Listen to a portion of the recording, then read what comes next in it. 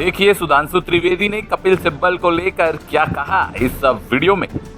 श्री कपिल सिब्बल जी, जो बहुत प्रख्यात वकील हैं और ज्यादातर विवादास्पद विषयों के प्रख्यात वकील रहे हैं, उन्होंने शिक्षा मंत्री रहते हुए यह वकालत करने चले गए कि साहब हम बच्चों को लीगल एड देंगे। इनके शिक्षा मंत्री रहते हुए 2009 से 12 में सिर्फ सर 2010 में रेलवे रिक्रूटमेंट बोर्ड, 2011 में all India engineering entrance examination, 2011 में हरियाणा बोर्ड और 2012 में एम्स। सर आप समझिए, मैं कहना चाहूंगा यानी जिस पर होना चाहिए था इल्जाम, वो लेके आ गया वकालत का पैगाम।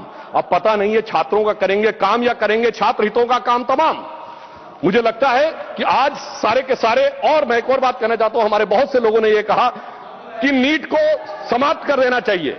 मैं सभापति महोदय बताना चाहता हूं, जब नीट नहीं थी 2016 में तो क्या होता था, प्राइवेट कॉलेजेस की सीटें नीलाम हुआ करती थी लाखों लाख रुपए में। वो गरीब और मध्यम वर्ग के बच्चे को तो कभी उसके लिए स्वप्न से बाहर था कि 25 लाख 50 लाख रुपए देकर एडमिशन पाएगा, पीजी में कहीं 1-1 करोड़ रुपए देकर एडमिशन पाएगा। मगर आज प्रधानमंत्री जी ने जो काम किया है इस साल के नीट में, कैसे कैसे बच्चों को अवसर मिला। कुछ उदाहरण देना चाहूंगा। राजस्थान के बाड़मेर में एक दिहाड़ी मजदूर लखा की बेटी को और बूंदी में राजस्थान की सूरज सैनी को मौका मिला है।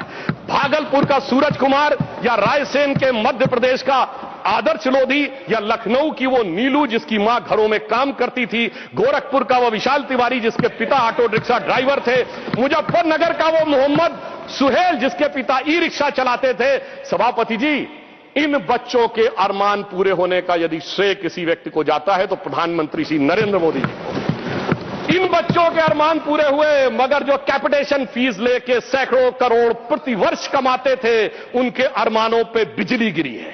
और उस बिजली गिरने के कारण एक कहावत होती है कि तन बदन में आग लगना, मगर सभापति जी इनके तन बदन और धन तीनों में आग लगी हुई है।